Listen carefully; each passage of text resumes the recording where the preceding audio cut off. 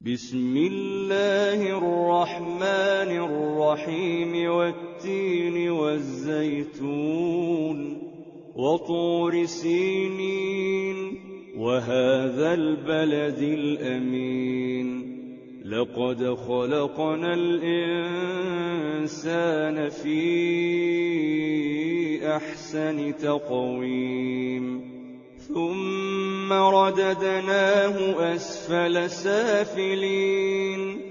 ثم رددناه أسفل سافلين إلا الذين